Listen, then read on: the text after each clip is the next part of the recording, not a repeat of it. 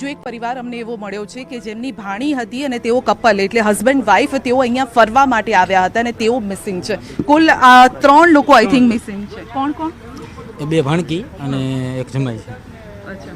અને એ ક્યાંથી આવ્યા હતા? જે ભાણકી જમાઈ છે એ વેરાવળથી આવ્યા હતા અને એક ભાણકી છે રાજકોટની જ છે. ઓકે. અને એ લોકો ગેમ ઝોનમાં કાલે ફરવા ગયા? કાલે ફરવા ગયા હતા 5 વાગ્યા આસપાસ. પછી કોઈ કોન્ટેક્ટ તમારો? કોન્ટેક્ટ નહીં. છેલ્લો બસ એને કંઈક સ્ટેપમાં વિડીયો કંઈક મૂક્યો હતો. અચ્છા. છે તમારી પાસે? ના નહીં. એટલે ત્યાં ગેમ ઝોનમાં જ ગયા હતા અને એનો વિડીયો મૂકેલો છે. ગાડી તમે લઈ આવ્યા ઘરે. અચ્છા. એ ગાડી મળી ગઈ એટલે ટુ વ્હીલર લઈને ગયા હતા 3 જણા એક ગાડીમાં.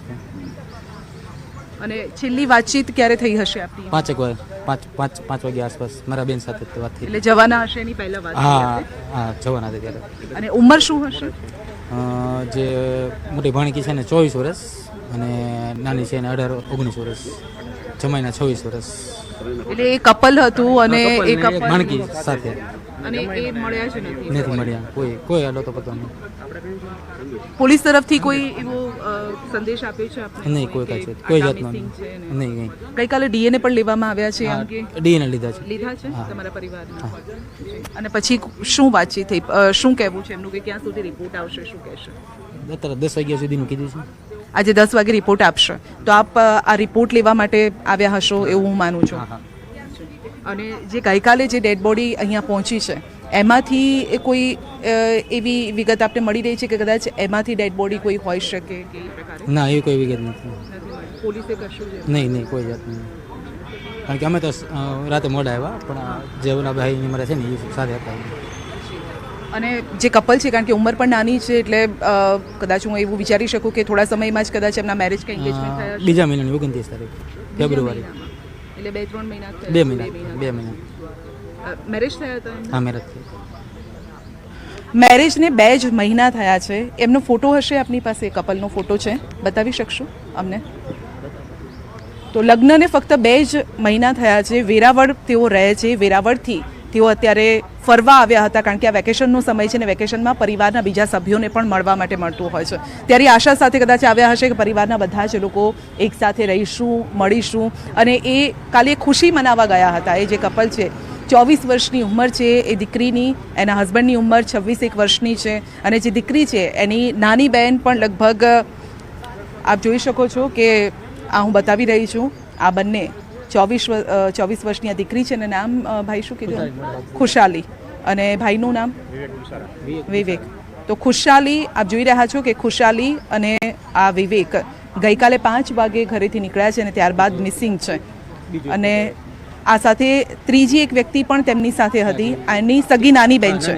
આપ જોઈ શકો છો કે આ સગી નાની બહેન છે. આ બંને દીકરીઓ એ બંને સગી બહેનો છે અને સગી બહેનો આપણે આશા રાખીએ કે જીવિત જ હોય પરંતુ અત્યારે કોઈ જ ખબર નથી. જો કે પરિવારનો ડીએનએ લેવામાં આવ્યો છે. આપ જોઈ શકો છો કે જે ફોટો પણ છે એ ભગવાનના શરણોમાં છે, શિવના શરણોમાં છે અને શિવના શરણોમાં કદાચ તેઓ પ્રાર્થના કરવા ગઈ હશે કે અમારો જે પરિવાર છે સુખી રાખો. 2 જ મહિના થયા હતા આ લગ્નને અને કોને ખબર હતી કે વેરાવળથી જેઓ અહીંયા આવશે તો કંઈક કદાચ આવી ઘટનાના સાક્ષી તેઓ બનશે, આવી ઘટના તેમની સાથે બનશે. વિચાર્યું પણ નહીં હોય આવું ક્યારેય પણ કે ભાઈ આવું બની શકે અહીંયા. એવું કોઈ દી ન થાય. અન્ય પરિવારજનોનું શું કહેવું છે? ઘરના લોકો જે છે એમને અત્યારે તો ઘરે છે, કોઈ લાવ્યા નથી. એમના મમ્મી પપ્પા? હા, મમ્મી નહીં, પપ્પા નહીં. અહીંયા ઘરે જ છે. રાજકોટ. જી. તો એ પરિવારને અત્યારે શું વાતચીત કરી હશે? તમે શું કીધું હશે કે ભાઈ કારણ કે આવી ઘટના આપણે વિચારી પણ ન શકાય, કહી પણ ન શકાય? અત્યારે તો કાંઈ કીધું નથી. એકચ્યુઅલી એવું છે, અમને કાલ રાત્રે જાણ થઈ, અમે તાત્કાલિક અહીં આવ્યા છીએ. એવું છે, ડીએનએ ટેસ્ટની કરાવ્યું છે, સેમ્પલ આપી દીધું છે, રિપોર્ટ આવે એની રાહ છે. બીજું તો કાંઈ હવે ખ્યાલ નથી કે શું છે શું નહીં. આગળની પ્રોસેસ પછી અમને ખબર પડે એ પ્રમાણે અમે આગળ જોશું શું છે શું નહીં. તો એક જ પરિવાર જેના 3 સભ્યો મિસિંગ છે, જેમાંથી 2 દીકરીઓ છે અને એક તેમના જમાઈ પણ છે. અને આવા અમને અહીંયા 3 થી 4 એવા પરિવારો મળ્યા છે. એટલે લગભગ 5 થી 6 લોકો જે અમને અહીંયા મળ્યા છે તેમાંથી તેમના લોકો મિસિંગ છે, જેની કોઈ જ પ્રકારની અત્યારે ઓળખ નથી થઈ શકી. કારણ કે પહેલાં જ આપણે જોયું કે જે ડેડ બોડી છે પણ એ હદે ભડથું થઈ ગઈ છે કે જે ઓળખી શકાય તેમ પણ નથી. તો બસ હવે પરિવારજનોને એક જ આશા છે કે તેમનું જે પરિવારનું સભ્ય છે એ જીવિત હોય અને તેમની સાથે તેમની મુલાકાત પણ થઈ જાય. અહીંયા પણ જે ભાઈ છે આઈ થિંક એમના પરિવારજન જ લાગી રહ્યા છે. આપણે તેમની સાથે વાતચીત કરવાનો પ્રયત્ન કરીએ. ભાઈ, આપના પરિવારમાંથી છે, આ 2 દીકરીઓ ને એક જમાઈ છે. જી, આપના શું સંબંધ? હા, મારા સગા મામાના 2 છોકરા છે. સગા દીકરીઓ. મામા 2 દીકરીઓ છે અને બિલકુલ, મામાની દીકરીઓ છે. સંધ્યા આપ જોડાયેલા રહેશો. સંવાદદાતા આપણા ઘરે હાર્દિક આવ્યા? જોડા ચૂક્યા છે. હાર્દિક, સાધનો છે પણ કનેક્શન નથી, એટલે આવી ઘટનાની શું રાહ જોવાઈ રહી છે? સાધનો રાખી દીધા અને મોલ છે, જે ગેમ ઝોન છે તે ધમધમ તો કરી દીધો, પરંતુ કનેક્શન નાખવાનું કદાચ ભૂલી ગયા.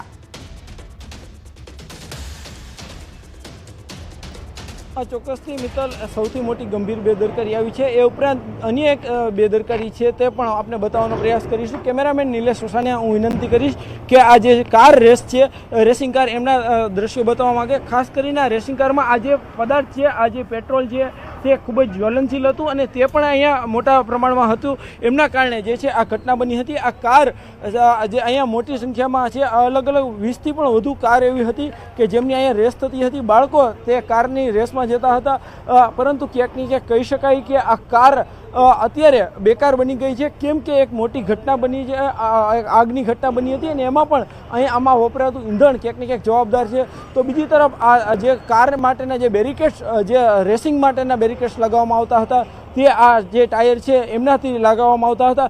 જે સમયે આગ લાગી ત્યારે આ ટાયરો પણ બળીને ખાક થઈ ગયા. કે આગમાં ઘી હોમવાનું કામ પણ આ ટાયરો દ્વારા પણ કરવામાં આવ્યું હોય તેવું પણ સામે આવી રહ્યું છે. તો બીજી તરફ હાલ અત્યારે જે છે આજે વહેલી સવારમાં જે ગૃહમંત્રી પણ તેઓ પહોંચ્યા હતા, સાથે સાથે મુખ્યમંત્રી પણ પહોંચ્યા હતા અને હવે આ જે ઘટના સ્થળે છે અત્યારે 7 જેટલા જેસીબી મશીન છે કે તેમના દ્વારા હાલ જે છે અહીંથી સમગ્ર જગ્યાએથી કાટમાળ જે છે ખસેડવાની કામગીરી હાથ ધરવામાં આવી રહી છે. ખાસ કરીને જે રીતના આ જે છે આ કાટમાળ દૂર કરવામાં આવી રહ્યો છે, 7 જેટલા જેસીબી મશીન છે તેમની મદદથી આ સમગ્ર જે છે એ કાટમાળ ખસેડવામાં આવી રહ્યો છે. તો બીજી તરફ સૌથી મહત્વની બાબત એ સામે આવી છે કે એનઓસી નહોતી લેવામાં આવી. આ જે છે છેલ્લા 3 વર્ષથી અહીંયા ટીઆરપી ગેમ ઝોન ધમધમતું હતું. સંચાલકો દ્વારા જે છે તે અહીંથી જે છે એ કહી શકાય કે એનઓસી નહોતી લીધી. આમ છતાં પણ ફાયર વિભાગ દ્વારા તેમની સામે કેમ કોઈ એક્શન નહોતા લેવામાં આવ્યા. બીજી સૌથી મોટી જે છે એ ઘટનાની વાત કરવામાં આવી તો આજે સ્ટ્રક્ચર હતું તે 3 માળનું હતું, પરંતુ માત્ર પતરા અને લોખંડની પ્લેટના આધારે હતું. તેમાં પણ માત્ર એક જ એક્ઝિટ પોઈન્ટ હતો. એમના કારણે જે સમયે આગ લાગી એ સમયે જે છે એ લોકો બહાર ન નીકળી શક્યા. એ માત્ર એક જ એક્ઝિટ પોઈન્ટ હતો. એમના કારણે જે છે બહાર નીકળતી વખતે પણ ક્યાંક ને ક્યાંક અફડાતફડી મચી ગઈ હતી. અત્યારે જે છે અત્યારે કાટમાળ દૂર કરવામાં આવી રહ્યો છે. ગઈકાલે જે અહીંયા ગેમ ઝોન હતું, લોકો આનંદ કરવા માટે પહોંચ્યા હતા. આજે એમના ઘરમાં મોતનો માતમ છે. કોઈએ પોતાનો દીકરો ગુમાવ્યો છે, કોઈએ પોતાનો ભાઈ ગુમાવ્યો છે. અનેક લોકો જે છે અત્યારે તેમના ઘરમાં અત્યારે એક મોતનો માતમ છે અને એમનું કારણ છે કે આ જે સ્ટ્રક્ચર હતું, સ્ટ્રક્ચરમાં જે જરૂરી જે ફાયર સેફ્ટીના સાધનો હોવા જોઈએ તે નહોતા, તાલીમ પામેલો સ્ટાફ નહોતો. આ ઉપરાંત કહી શકાય કે જે આગને હવા આપવાનું કામ કરે તેવા અનેક જ્વલનશીલ પદાર્થો પણ હતા. ત્યારે હવે જે છે તંત્ર દ્વારા એસઆઈટીની રચના પણ કરવામાં આવી છે. અલગ અલગ દિશાઓમાં તપાસ પણ કરવામાં આવી રહી છે.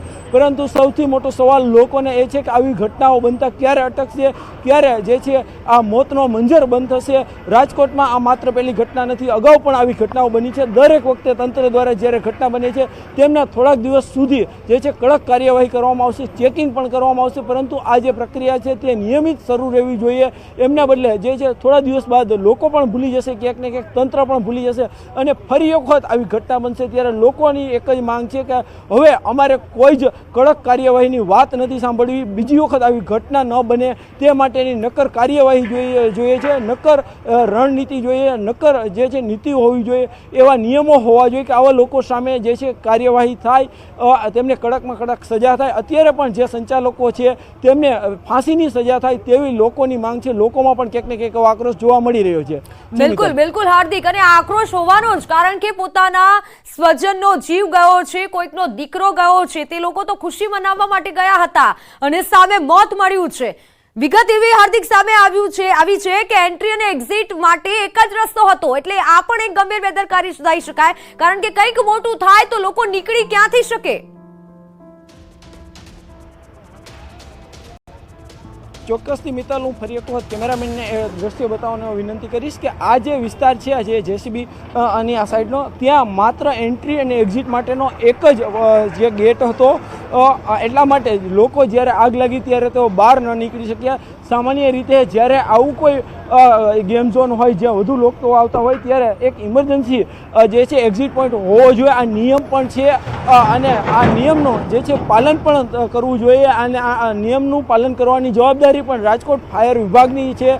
તેમના દ્વારા પણ નોટિસ જે છે નહોતી આપવામાં આવી, તો કેમ કોઈ કાર્યવાહી નહોતી કરવામાં આવી તે પણ સૌથી મોટો સવાલ છે. બીજી તરફ કાલે વધુ લોકો આવ્યા, એમની પાછળનું એક કારણ એવું પણ સામે આવી રહ્યું છે કે જે છે ગઈકાલે એક ખાસ સ્કીમ પણ રાખવામાં આવી હતી, પરંતુ આ સ્કીમ જાણે મોતની સ્કીમ હોય તેવું જે છે એ સાબિત થઈ રહ્યું છે. માત્ર ઓછા 99 રૂપિયામાં જે અલગ અલગ ગેમને આનંદ માણી શકે એવી સ્કીમ રાખવામાં આવી હતી અને એટલા માટે વેકેશનના સમયમાં બાળકો અહીંયા જે છે એ રમત રમવા આવ્યા હતા, પરંતુ જાણે એમની જ જિંદગી સાથે અત્યારે આ સંચાલકોએ રમત રમી લીધી છે. એમના જ મોતના મોઢામાં તેઓને ખુલ્લેઆમ ધકેલી દીધા છે. અત્યારે એ વેદના જાણવી હોય તો એમના માતા પિતાના હાર્દિક, આપ જોડાયેલા રહેશો.